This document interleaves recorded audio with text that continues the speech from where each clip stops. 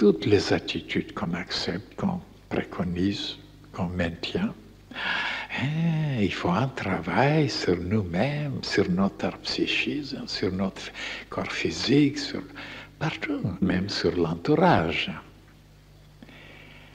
Bon ou mauvais. Voilà. Et pourquoi on laisse les choses comme ça, ne pas les comprendre, ne pas se décider de lutter? Moi, je sais, je suis bien renseigné car tout le monde n'a pas de bonnes conditions dans la vie. On est placé, mais alors, dans toutes sortes de conditions très difficiles, désagréables, même nocives. Et oui, ça je sais.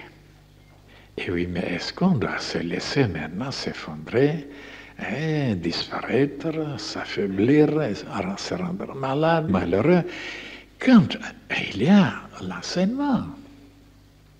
Pourquoi on vous donne cet enseignement?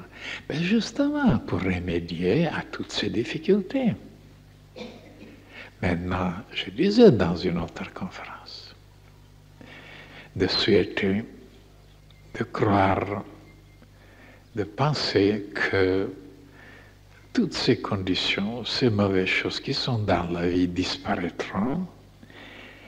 Et à ce moment-là, bien sûr, on n'aura plus besoin de lutter, on sera dans le bonheur, dans la joie. Et je vous ai déçu en vous disant, ne comptez pas là-dessus.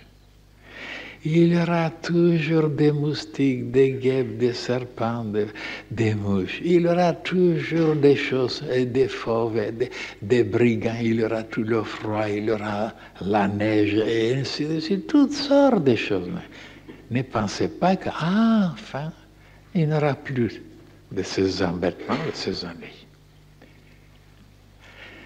Et je vous ai dit que c'est nous qui devons nous préparer.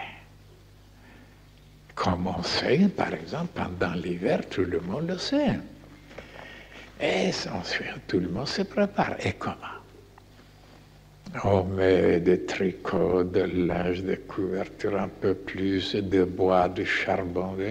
On commence à un peu fermer les feuilles, des choses là-bas, que l'air ne puisse pas entrer, ainsi de suite. Donc, on prend des précautions. Et voilà que ces mauvaises conditions qui sont partout n'arrivent pas à vous faire mourir. Vous êtes bien préparés. Mais pour le domaine intérieur, je disais, est-ce qu'on est aussi renseigné, aussi habitué, aussi capable de se préparer?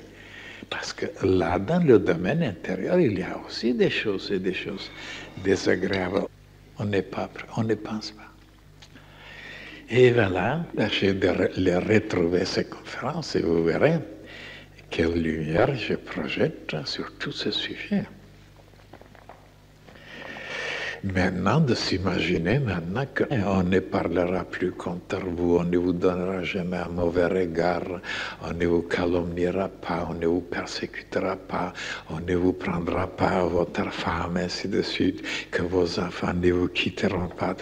De s'imaginer, je ne crois pas qu'un jour, peut-être, mais pour le moment, il ne faut pas s'imaginer.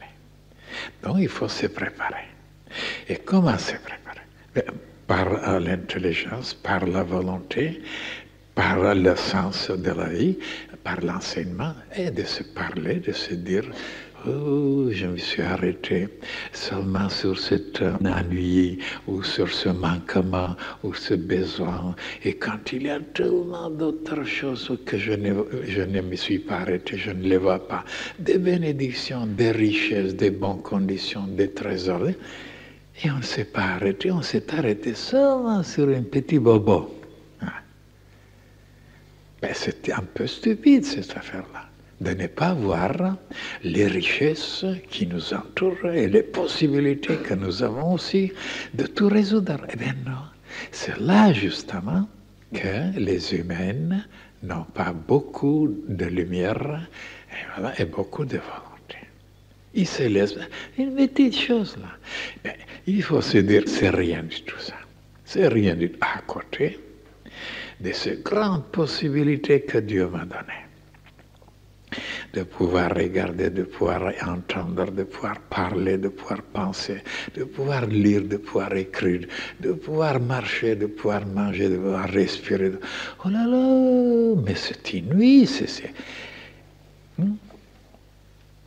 Et même souvent, souvenez-vous ce que je disais, pour montrer à quelqu'un combien il est bête et stupide, je lui disais, tu es effondré parce qu'il y avait une petite chose là-bas qui n'était pas au point. J'ai dit, tu es malheureux, tu veux te suicider. Mais tu es tellement riche, mon pauvre vieux. Regarde maintenant la preuve que tu es tellement riche. Je te donnerai 100 millions. Est-ce que tu me donneras tes bras?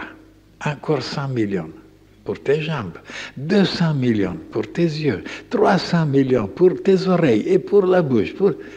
Oh là là, il ne veut pas. Mais il est riche, c'est ce bougre de bougre, et il ne savait pas qu'il était riche.